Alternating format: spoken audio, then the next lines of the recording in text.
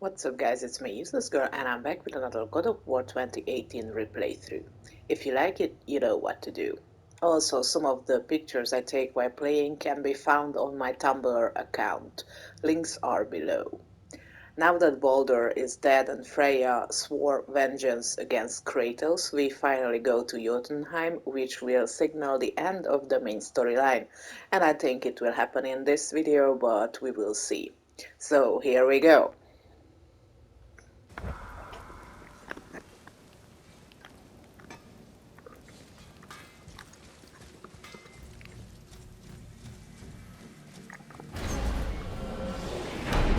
Here we go! I can't believe we're gonna see the giants. Well, if things work according to plan... Go ahead and lock in Jotunheim and we'll be on our way. Probably.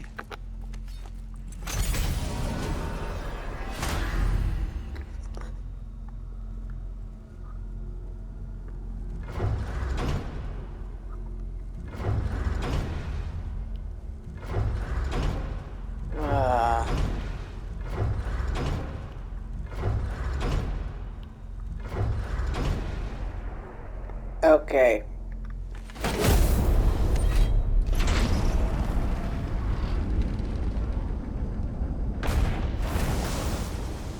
Boy, ahead. Get ready. Oh, right. Got him. Let's hope this doesn't cause you to explode or anything. Oh, I hadn't considered that. Maybe we should talk about this a bit more. Nah, I'm sure you'll be fine. Ready? Oh, that's unpleasant! Now, boy!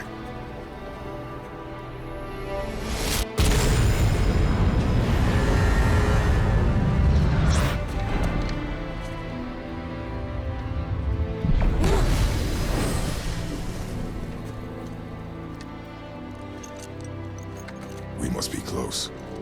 Well, what are we waiting for? Think it's far? We will see.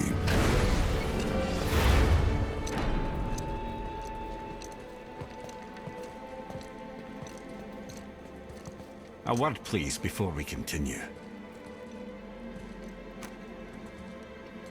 Listen, the last thing you two need up there's a decomposing heat ruin in the moment. Why don't I wait for you here? This is between you and the boy. True. But if someone were to My fight... lady sips soft, perfect sloshers. You done did it. Sorry. We had to see this. Oh, no. No, no, no, no, no. Fine, damn it. Fine. Watch the head till we return. I can do this. No, no, I can't. Oh. Okay. Ready. Come.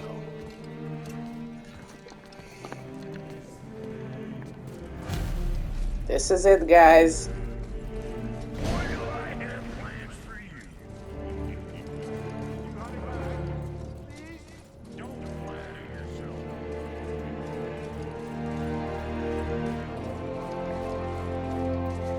And yes, it is picture time. Sorry, guys.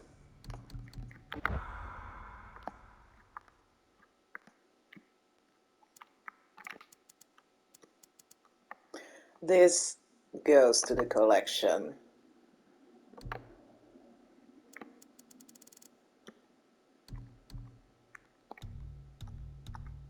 Just checking. Ooh.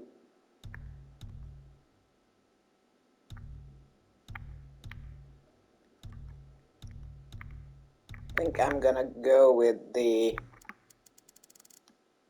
original one with a little bit of this and a little bit of that.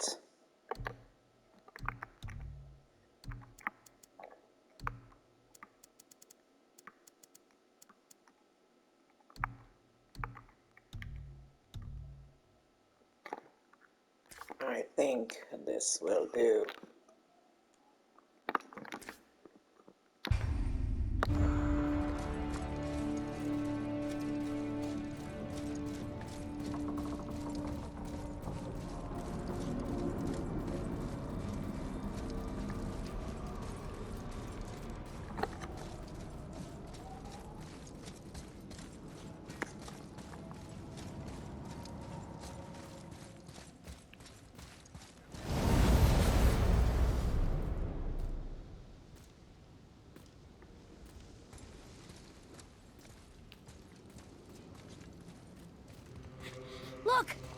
We're on the giant's fingers.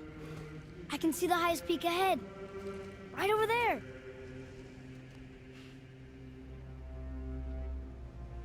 We did it. We did.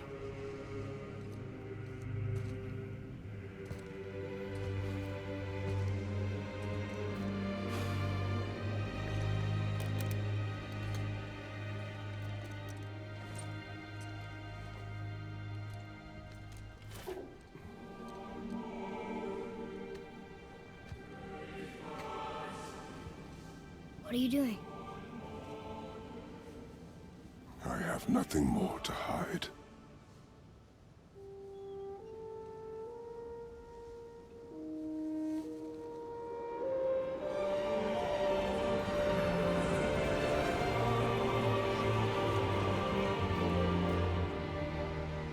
Can we go now? We're so close. Boy.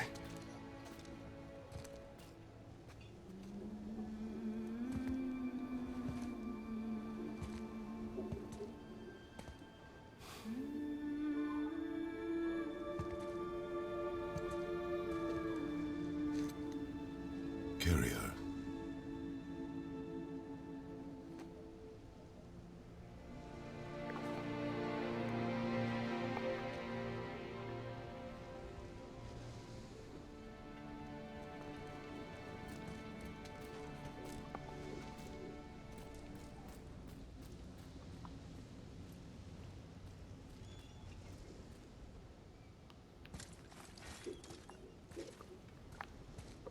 Another picture time.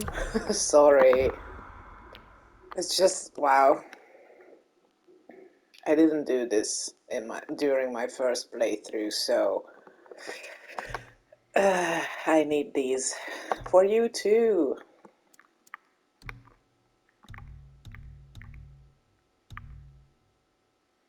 Oh, that's nice.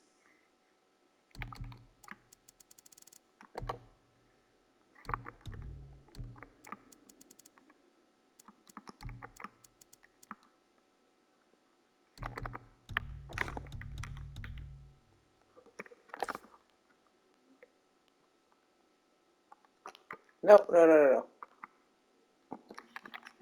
Okay.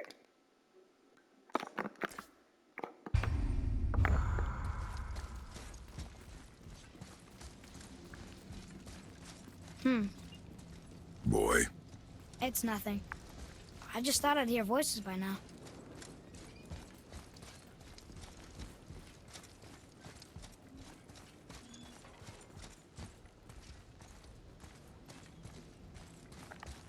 Hello?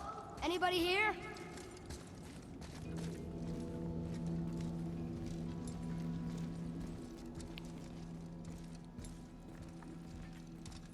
What is this place? They must have all come through here when they left Midgard. What was left of them.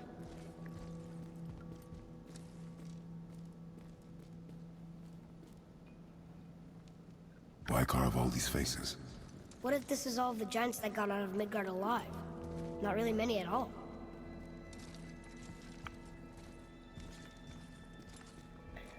I loved how those faces will appear in Ragnarok as well. Odin and Thor, ruining everything for everybody.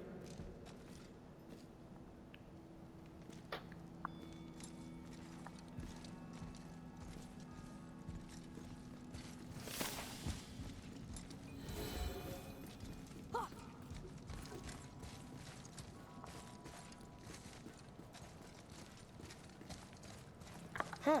Who's the Guardian?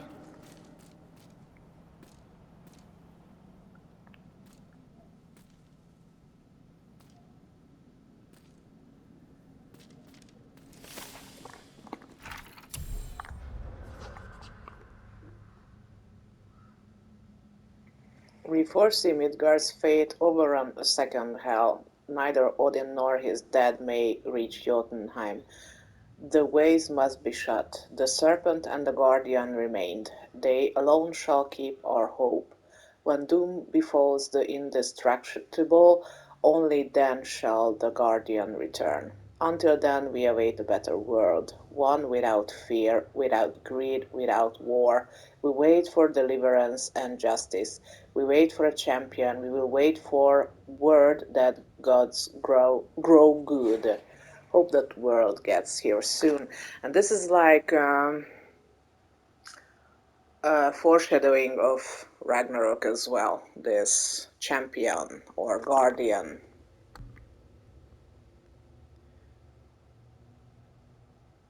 Is this...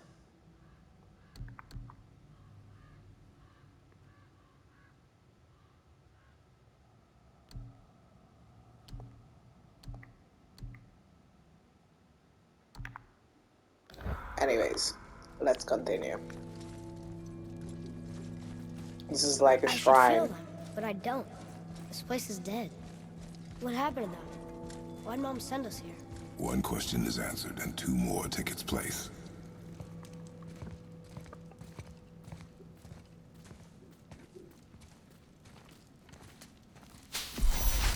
Wait! Father! Something's happening.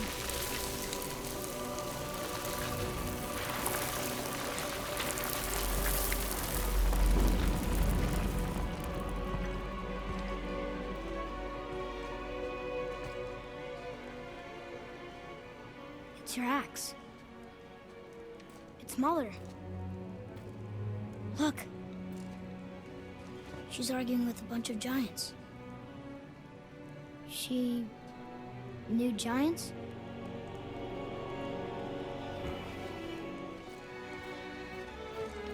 That's us. The first time we met the world serpent. But how?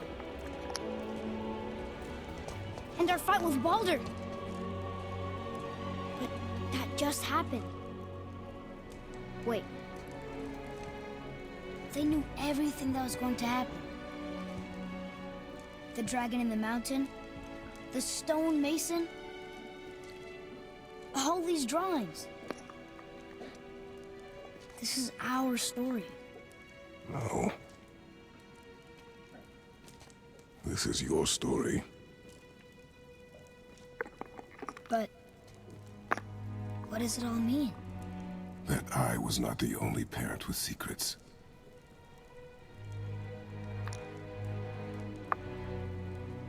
You didn't know.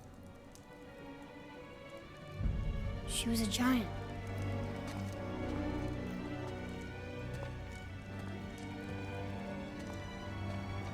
I'm a giant.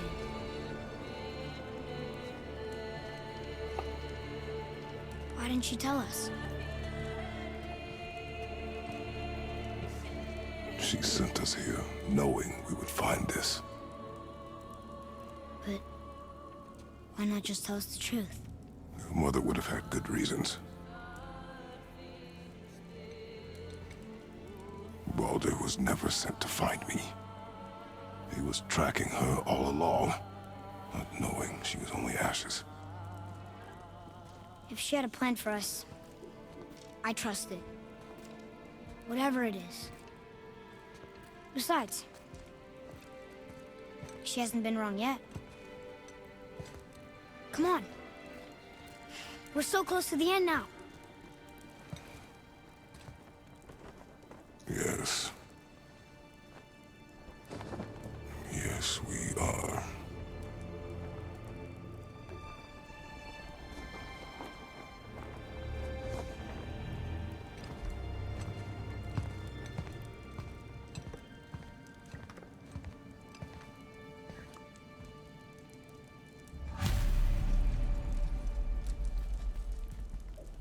And that, ladies and gentlemen, is another foreshadowing. I love it. And how they put a twist on that in Ragnarok. But you can find that out in case you play that game or watch my playthrough, which is also available on my channel.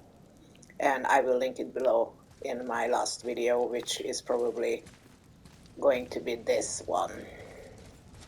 Look, it's Mother's. She was here. She saw every step we took before we took it. Like she was always with us. Watching over us. Leading us home. Let's finish it. I love the explanation for these climbable surfaces in this game. Usually they are like just someone going around painting ledges that can be climbed or jumped to, but here it actually has a meaning, and I love that little two-sentence explanation, really subtle and logical and fits perfectly in this game, I think.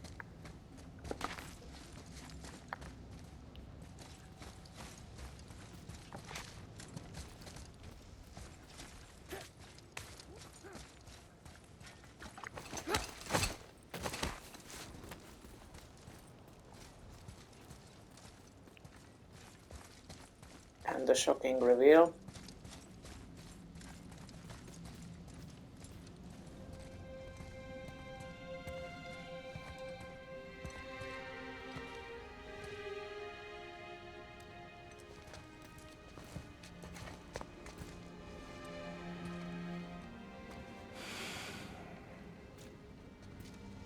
Father? No. We do it together. Son.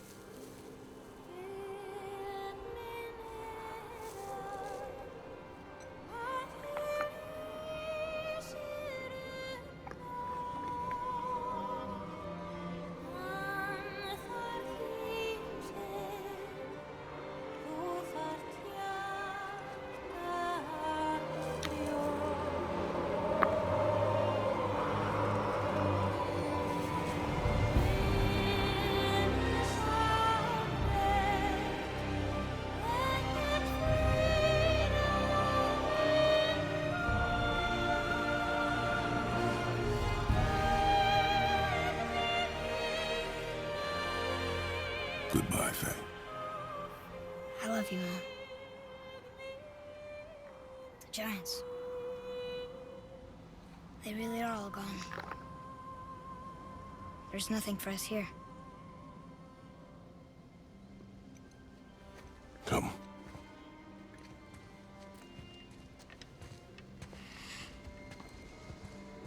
So, I get that Mother was a giant, which makes me part giant and part god. And part mortal. Right. I guess there's just one thing I don't understand. My name on the wall. The giants called me... Loki? Loki. That's the name your mother wanted for you when you were born. She must have called you that to her people. But why? A question for another day. Let us go home.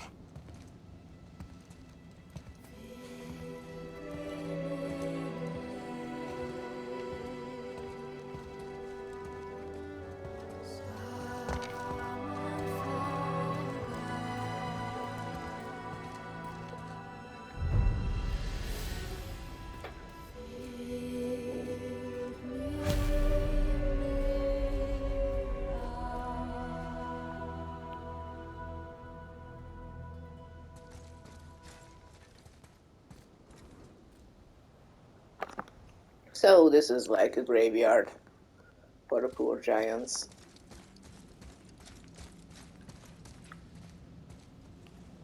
Over here! Like the actual giants, I mean.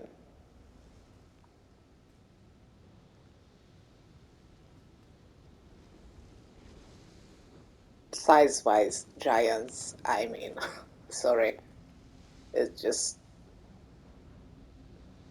So grotesque but fascinating.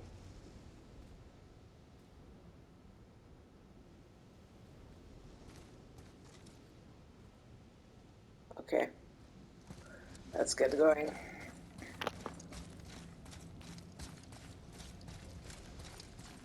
What do you see?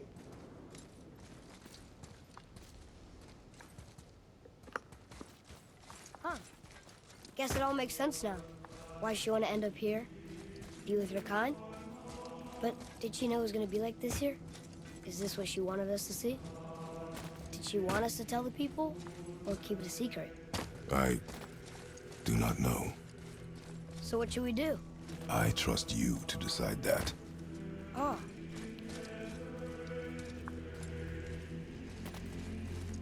So, why'd you want to name me Atreus? I know it can't be for a god. No. He was a soldier. A Spartan. A great warrior? All Spartans are great warriors. We trained from birth. Our lives were discipline, duty, battle, and death. Life was grim, and we greeted it grimly. But Atreus of Sparta was unlike the rest of us. He wore a smile even in the worst of times. He was happy. He inspired us to hope that though we were machines of war, yet there was humanity in us. Goodness. When the day came for him to lay down his life in battle, his sacrifice saved countless others and turned the tide in our favor. I carried him home on his shield and buried him with all the honors of Spartan custom. His memory was a comfort in dark times. Wow, you actually told a good story. Mimir missed it.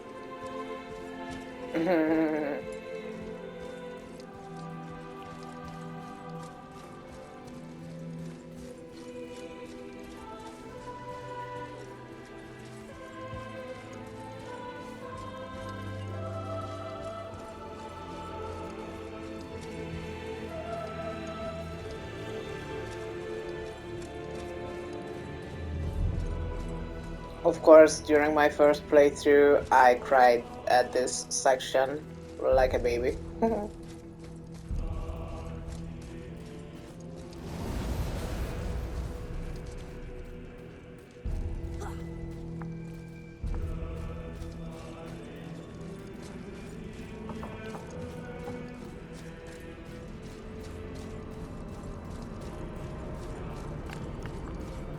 I understand if you want to go home, but maybe helping people is part of why Mom sent us out here, too.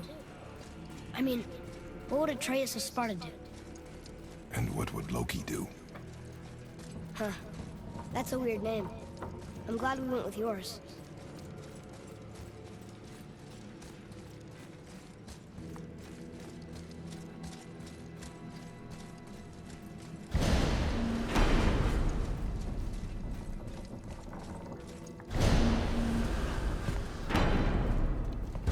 Lads, am I glad to see you. I believe I've reached my limit for dwarven charm. What happened, Mimir? They took an uncomfortable number of measurements and then proceeded to bicker about the weather. Where do you want us to take you? How about the warm confines of anywhere bloody else?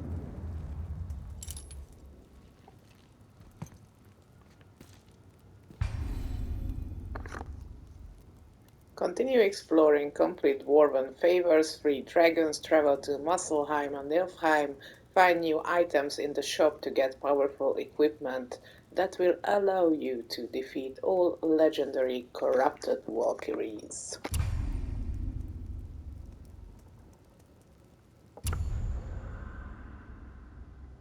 Great.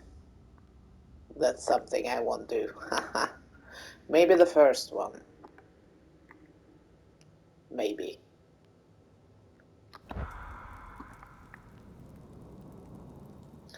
Alright, so we are at the end of the game, obviously. I'm gonna just take a picture here, but before I do that, I have endnotes. So you can say this is my critique or opinion of the game after replaying it. in 2023. Anyways, I just wanted to say that as far as the visuals go, it's still beautiful. Just look at that Yggdrasil tree right there. But at parts it didn't age well, like the draw distance that often left the background blurry, like you could just see with the dead giants. And also there were like these pop-ins, and one time Atreus disappeared from a cutscene. That was like 2 videos ago, I think. And of course, it's less detailed than Ragnarok, but that's understandable since this is like a 4-year-old game at this point. Story-wise, it's still very good and not overcomplicated. I loved how from a simple quest to shatter phase ashes, it built up into something, this something epic. It's like an epic. Oh my god, I cannot talk, sorry. So this epic journey with lots of foreshadowing of what to expect in Ragnarok. The characters, it's more focused on the father-son relationship, but since they are just starting to get to know each other and how to behave with each other or around each other, in other words, how to be a son and father, it felt a bit understandably less detailed and deeper than in Ragnarok. But there, Atreus is like 4 years older, so things get more complicated. But it's just the beginning of their journey here, and I love to revisit the character developments they both go through in the span of this game. Well, except for the part where Atreus got so full of himself and annoying, even if I knew it was necessary for story purposes. Thought about the side characters. I mean Freya, Mimir, Baldur, Brok, and Sindri. I still love them all and find them interesting. They also perfectly serve their purposes in the story and never overstay their welcome. So they are well balanced, I think. For the dwarves, Mimir and Freya, this game was a nice introduction, and I love how the writers built on these characters to make them more layered in the next game. Also, Freya forever, and as I said many times before, I ship her and Kratos in Ragnarok, lol. As far as the controls and menu goes, here it's both are simpler, and for me it was easier to use and navigate personal, but that's just my personal opinion, because it's easier to handle both the controls and the menu than in Ragnarok, where I was kinda lost in all the combos and the multi-layered menu. The music is of course beautiful, epic, atmospheric on spot, but still I love Ragnarok's more because I can hear how Bear McCreary evolved during the years in his work as well. But unfortunately there were like more bugs in this game. Nothing game breaking, but there were some. Like the pop-ins I mentioned before, the despawning occasionally, and Atreus making Kratos slide out of the way many times. Also, there was like Kratos sliding to the side a lot in this section. They were heading back where they were heading back to the summit to open the gate. I have high tolerance for such stuff, but it sometimes annoyed the hell out of me. And from that point on, my controller, or I don't know if it's my controller's left stick, starting to act up. But I think it's the game, because I didn't experience that anywhere else. This glitch kind of thing. I don't know. I'm not sure about it, but for me it happens from that second time heading to that summit the second time and for the rest of the game. But I could live with it, so it's nothing like super annoying. Also, there are like the quests, side quests, and exploration. The main quests, I think, are nicely spaced, or paced as well. The side quests, there are not too many, so you wouldn't lose track of where you are in the main story. For example, Assassin's Creed Valhalla is such a huge game. Some say it's bloated, and sometimes I agree with that. So there's so much content, so much side activities and stuff like that, that there were times where I would have needed a reminder where I was in the main storyline. Here it's nicely balanced, I think. And it was definitely improved in Ragnarok, not just in the numbers of the side quests, but also the length of them. I kind of missed learning more about the side characters during such side quests like we do in Ragnarok, so that was definitely an improvement I liked in the next game. But as I said, the side quests or side content and favors were super cool here as well. So I'm not complaining. And my conclusion about playing it in 2023. I still think that it's one of the best games like ever. I love the lore, the world, the characters. I love the level designs, the creatures, although yes, a little less trolls would have been better, but they improved on that as well in Ragnarok, so there's like a bigger variety in the enemies types. The cinematics are still gorgeous and captivating, and the whole game is still very entertaining and interesting. The exploring never felt like a chore. I said this in Ragnarok as well, where we had to go back to places after a certain time. We do this in this game as well, but I never felt it like, oh no, I have to go exploring, I have to max out this or that or whatever. It was like organic. It just had a nice flow. I don't know how to explain it, but it felt good. And